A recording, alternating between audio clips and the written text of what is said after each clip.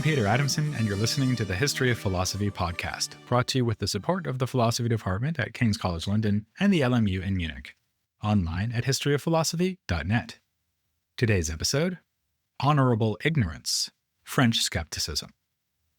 We learned two things from the fact that Descartes compared the skeptical arguments that begin his meditations to stale cabbage that he had reheated for his audience. First, even in the 17th century, people didn't like cabbage enough to finish it at the first attempt. Second, skeptical strategies were at this time familiar, or even over-familiar, to an educated readership. That was an outcome of a long process of forgetting and remembering. In antiquity, the skeptics had been a formidable presence on the philosophical scene. Critical thinkers who took over at Plato's academy, like Carneades and Arcesilaus, offered the most penetrating criticism of Stoic philosophy. The arguments of this so-called new academy were taken up by other skeptics like Philo of Larissa and Cicero, with the significant caveat that they allowed for the embrace of beliefs that seemed to have the balance of probability on their side. But while it wouldn't be appropriate to be dogmatic about it, I'd venture to say that ancient skepticism reached its peak in the 2nd century CE with Sextus Empiricus. Because he looked back to the classical skeptic Pyrrho as a predecessor, he called his style of skepticism Pyrrhonism. It involved juxtaposing arguments on both sides of an issue, with the effect that the issue seemed unresolved or in balance, leading to what he called epoche, or suspension of judgment. In the medieval period, skepticism itself was then largely suspended, one effect of the rise of dogmatic Platonism in late antiquity. As long-time listeners will know, it's not as if skepticism was completely absent, and some medieval authors even knew about the ancient skeptics, for instance John of Salisbury in the 12th century. In the 14th century, Nicolas of Autrecourt adopted a nuanced and for the time provocative skeptical position. But they were exceptions. In general, medieval thinkers raised skeptical arguments rarely, and only as a threat to be overcome, with a particularly dramatic case being the Persian theologian al-Ghazali, who experienced a psychological breakdown after considering arguments that cast doubt on all his beliefs. The return of skepticism as a serious player came only with the Renaissance and the printing press, which greatly improved access to Sextus and other skeptical authors. Of course, the works of the moderate skeptic Cicero were also being avidly read at this time. The upshot was a resurgence of skepticism around the turn of the 17th century in France. We looked at this development back in episode 413, focusing especially on Montaigne, Sanchez, and Charron. Their works set the table for the stale cabbage served up by Descartes, but he was not their true heir. After all, in a parallel that has not gone unnoticed, Descartes' strategy was not unlike al-Ghazali's. For both of them, skepticism served as a self-imposed methodological constraint, requiring them to doubt anything that is not known with certainty. The point of this, though, was to find something that is known with certainty and build on it. Even during Descartes' lifetime, there were other thinkers who were adopting skepticism as a settled position, rather than as a hurdle to be surmounted. The leading names here include Gabriel Naudet, Guy Patin, François Mothe le Vayer, Pierre Gassendi, and Samuel Sorbière. They are sometimes collectively called libertines, which, in English at least, suggests that they were indulging in a lot more than skeptical arguments. At the risk of disappointing you, we're not in fact talking about people with an unrestrained attitude towards sex, as well as Sextus. In a letter that describes a debauch planned by Patin, Naudet, and Gassendi during a visit at Naudet's house, Patin says that the group doesn't even care much for drinking wine.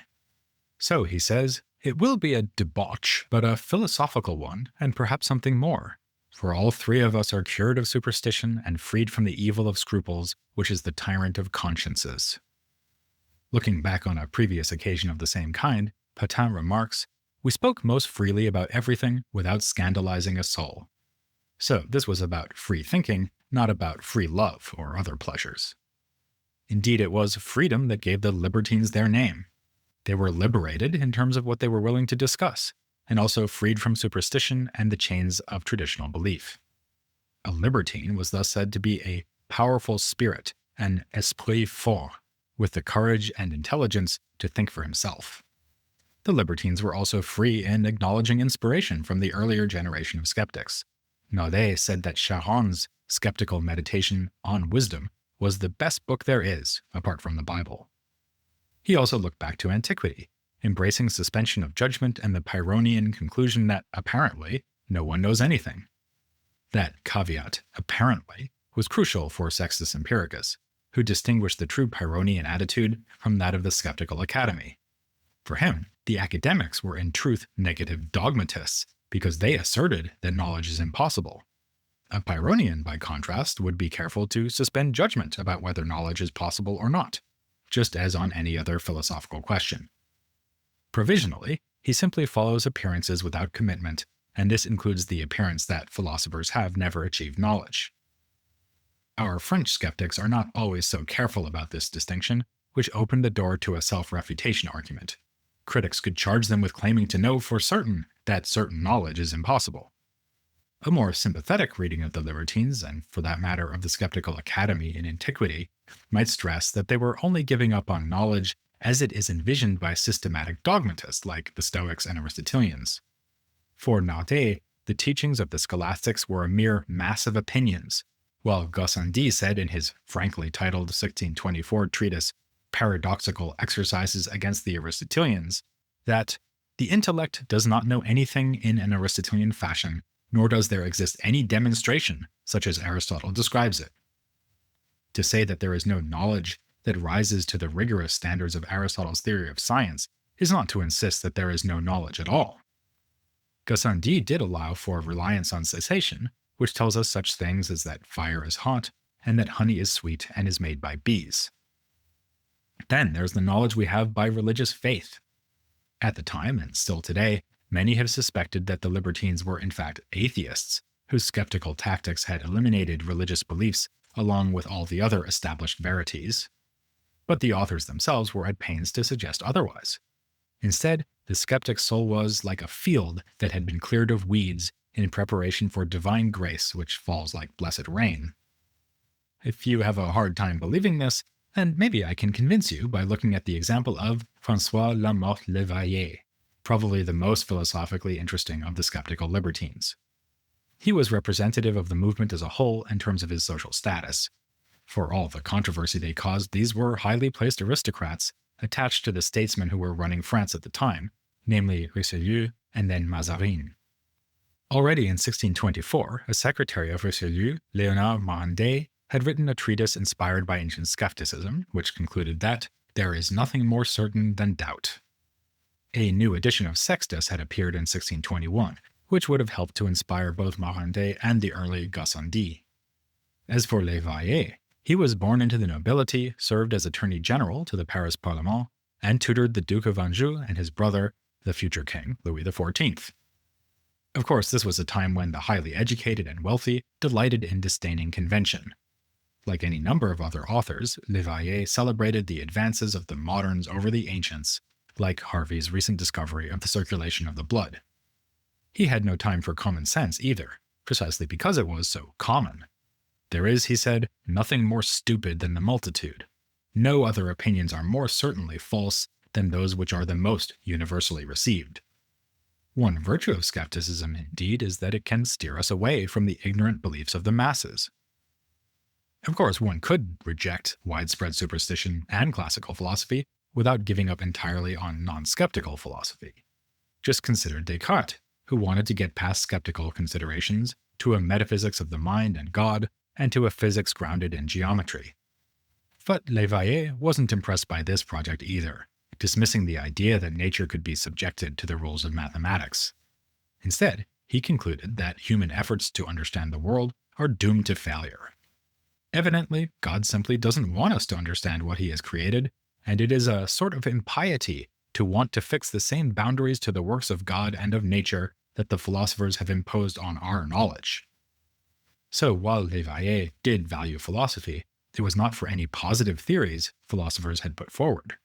Rather, in lines that nicely express the skeptical core of his libertinism, he wrote, "My parents' wishes had destined me for 1,000 servitudes. Philosophy placed me in complete and true liberty. Law and custom seemed to obligate me to shamefully laborious acts. Philosophy exempted me and gave me unlimited repose and felicity." Le Vayer was a fan of the skeptical modes found in Sextus, which provide a battery of weapons for undermining dogmatic truth claims. For instance, one can cast doubt on sensation by saying that vision often disagrees with hearing, or that animals must sense the world in different ways than us. There's no neutral court of appeal that can decide such conflicts. Similarly, one can cast doubt on the beliefs current in our society by pointing out that elsewhere people believe very different things. This was an especially important case for Le Vayer, who was fascinated by accounts of travelers who had gone to different parts of the world and impressed by the variation between the peoples they found there. Sounding a lot like Montaigne, he delighted in the different habits of the Japanese, who put on coats when they get inside and take them off to go out again, and of the Native Americans who dance when they're sad. Using a metaphor appropriate to his aristocratic station, Le Vayer compared the skeptic to a man at a dinner party, who, by sitting at the middle of the table, can reach and sample all the dishes. One sense in which the skeptic stays in the middle is that he suspends judgment, remaining undecided between conflicting claims. In a rhetorical outburst, Le Vayer proclaims, "O precious epoche," and praises it as an inestimable antidote to the presumptuous knowledge of the pedants.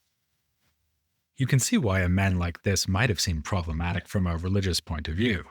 Those pedants, namely the scholastics, would have insisted that his rejection of Aristotelian science undermined theology. And more generally, if you're suspending judgment about everything, then don't you have to suspend judgment about Christianity too? Such suspicions were exacerbated by Le Vayer's authorship of a treatise called On the Virtue of the Pagans. He wrote it at the behest of Cardinal Richelieu, who wanted him to refute the Jansenists. I introduced them briefly in episode 465, but just as a reminder, they were Catholics who adopted a position on grace that looked disturbingly close to that of the Calvinists. Le Vayer's goal with the treatise was to show that people can manage to be virtuous and even have implicit faith in the true God using their natural resources. In one remarkable passage, he imagines a Native American praying to God and asking forgiveness for ignorance and guidance toward the divine will.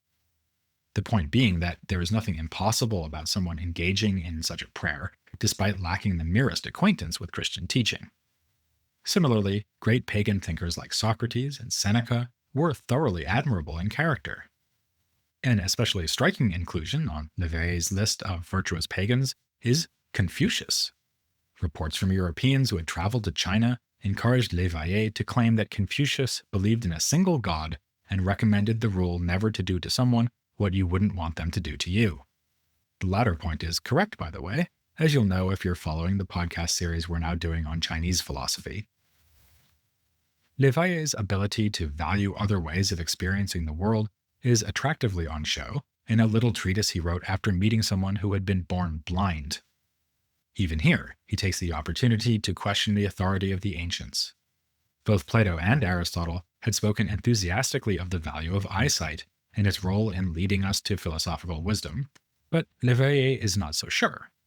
He's impressed by the way his blind acquaintance can move around at home without bumping into anything, and notes that some sights are a source of misery. He says of the blind, "They are to be pitied for the loss of the many pleasures that sight could afford them, but how much unpleasantness are they spared in return?" In general, Le Vayer's tone in this brief work is one of dispassionate, almost scientific curiosity. He notes, for example, that the blind man lacks direct knowledge of things he has not been able to see, a reminder that our concepts are indeed derived from sense perception. But, at the very end, the rhetoric becomes more heated. After quoting Aristotle's remark that pigs need eyesight to live, Le Vayer says that we humans would be more like pigs than reasonable men if we could not live without eyes. If that treatise earns Le Vayer a small but honorable place in the history of the philosophy of disability, his overall stance may earn him a large and controversial place in the history of atheism. That treatise on the pagans provoked a response from the Jansenist sympathizer Mersenne and Arnauld, who wrote a work called The Necessity of Faith in Jesus Christ. Here, he charged Le Vayer with irreligion and Pelagianism, that is, the heretical idea that humans can merit salvation without divine grace. Some interpreters today agree that Le Vayer was a fundamentally anti-religious thinker. Admittedly, his investigations of religious diversity around the globe do not explicitly put Christianity on the same level with all the other faiths. Still, one modern commentator says that His intention of casting doubt on Christian revelation must have been perfectly clear to the select audience to whom the work is really addressed. But I tend to be, skeptical about this sort of interpretation, which prioritizes our intuition about implicit messages over the philosopher's explicit remarks. So let's look at what he actually says. In On the Virtue of the Pagans, Le Vayer directly warns the reader that skepticism should not be taken to undermine Christian faith, because there are no doubts when it is a question of religion. And, as we've already seen, he explains our lack of certain knowledge by saying that God simply did not want us to know more. Let us, he urges, satisfy ourselves with the boundaries that the divinity has imposed upon us. One could go even further and say that Le Vayer, like Charon and Arnauld, may have valued skepticism precisely because it makes space for belief by faith, allowing us to avoid the mistake of basing religion on the shaky foundations of philosophical reasoning. Thus, Le Vayer also wrote that we should profess the honorable ignorance of our beloved skeptic, because this prepares the soul for knowledge revealed by God.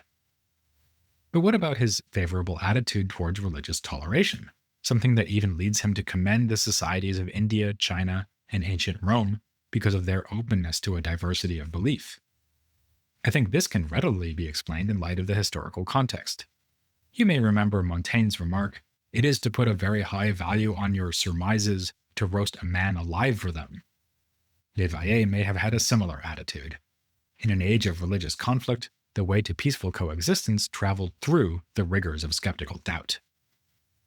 The notion that Le Vayer simply withheld belief about all topics, including religious ones, also conflicts with the more positive dimension of his epistemology. Though he consistently rejects claims to certainty, he follows moderate skeptics like Cicero by accepting claims of probability. One word he uses for this is vraisemblable, meaning similar to truth.